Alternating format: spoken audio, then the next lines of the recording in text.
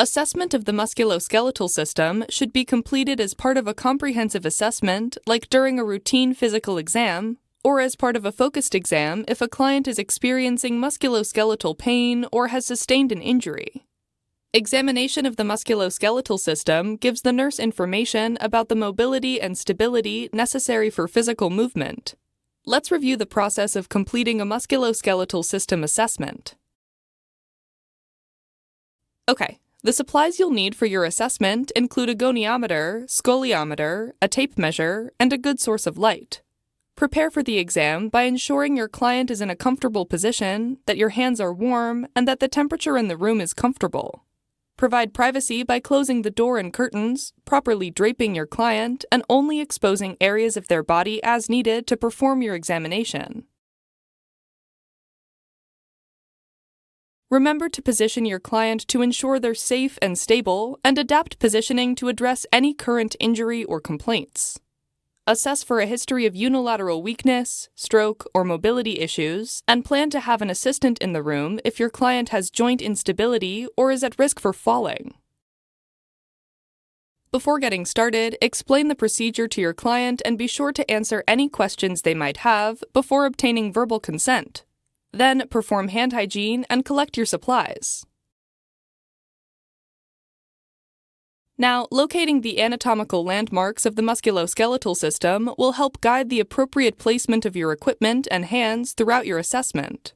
As you assess the various structures of the musculoskeletal system, you should move systematically, starting from the head and neck and moving down to the feet and ankles, locating specific landmarks for each area.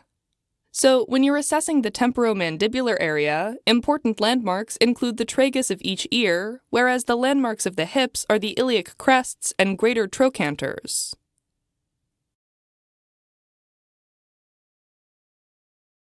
The methods of assessment for the musculoskeletal system include inspection and palpation. There are also specialty tests for range of motion and muscle strength and tone. Alright, so inspection of the musculoskeletal system begins when you first meet your client, as you assess their gait, posture, and signs of pain as they move into the examination room. Normally, clients should have an upright posture and ambulate with an even, smooth, painless gait. As your client is standing, inspect their general body shape and structure.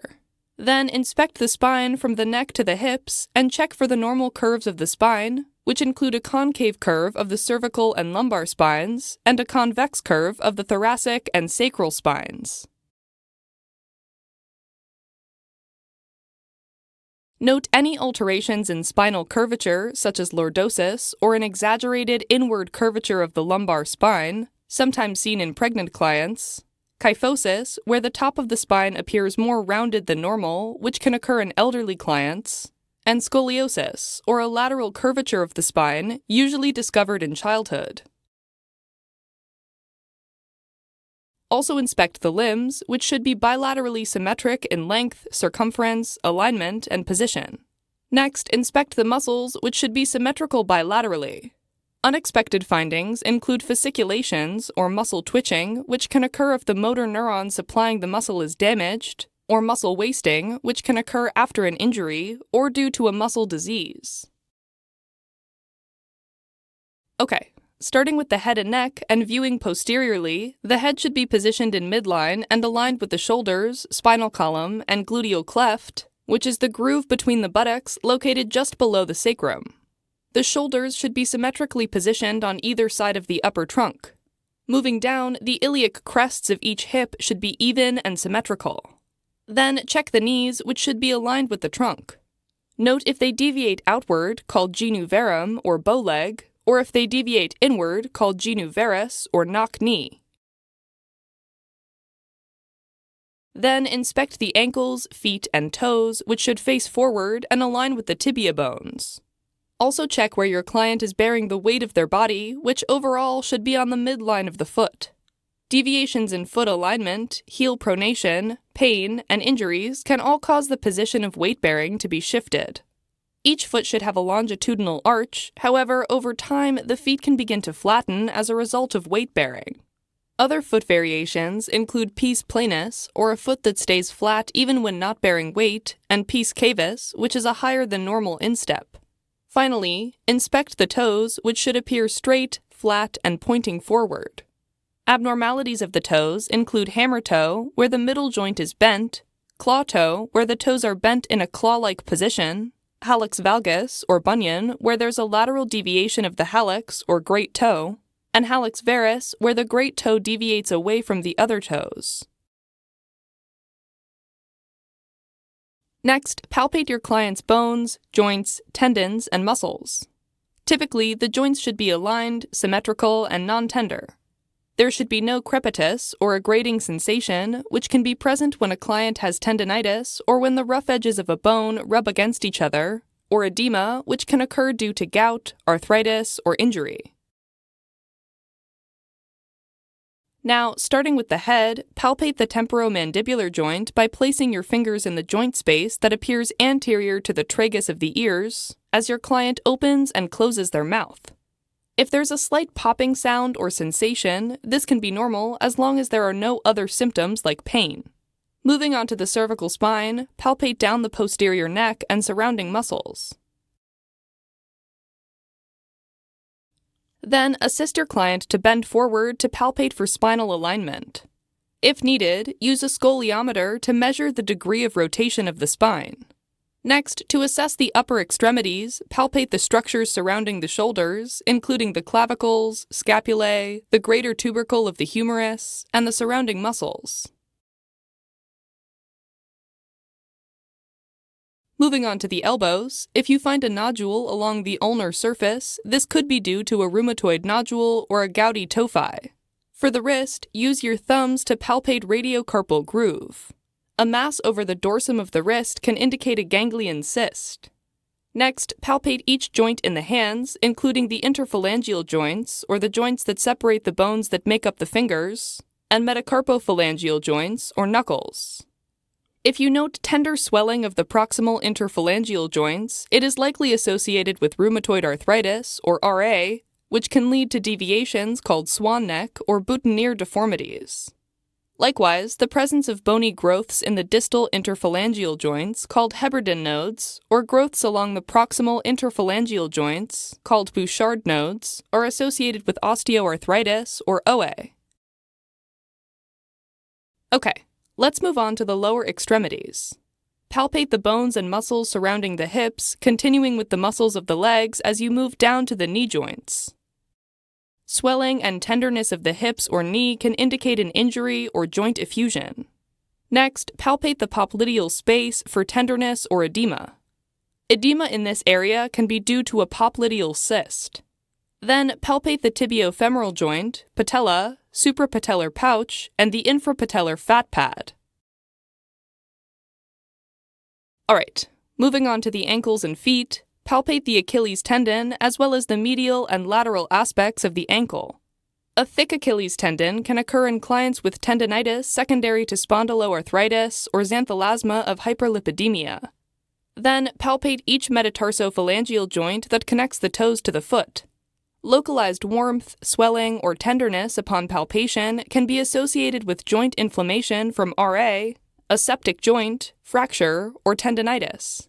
An inflamed metatarsophalangeal joint of the great toe is typically indicative of gouty arthritis. During the musculoskeletal assessment, you should also assess range of motion, or ROM, along with muscle strength and tone for each major joint. To test for active ROM, you'll instruct your client to move each muscle group and joint. Expected findings include smooth and easy movement through the full range without pain.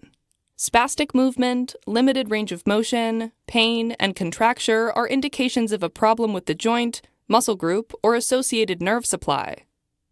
Next, perform passive ROM. To do this, ask your client to relax as you move each muscle group and joint. Remember to stop when resistance is felt to avoid forcing a joint to move unnaturally, and to stop if your client reports pain or a muscle spasm. Now, if the range of motion of a particular joint is less than expected, you can use a goniometer to measure the exact angle of movement. To do so, ask your client to place the joint in the fully extended or neutral position and then flex it as far as possible. You'll measure the angles of greatest possible flexion and extension with the goniometer. Each joint will have different expected values. For example, the wrists should be able to flex to 90 degrees, whereas the head and neck can only flex forward 45 degrees. You'll also want to assess muscle strength and tone. To assess muscle strength, ask your client to contract a muscle by extending or flexing as you provide resistance in the opposite direction. For example, you can assess strength of the hamstring muscle by asking your client to flex their knee while you try to straighten it. For each muscle group, expect bilateral and symmetric muscle strength along with full resistance to opposition.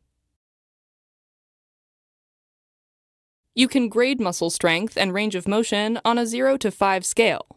0 indicates paralysis, where there is no visible or palpable movement or contractility. 1 means there's a trace of movement or contractility, which indicates severe weakness.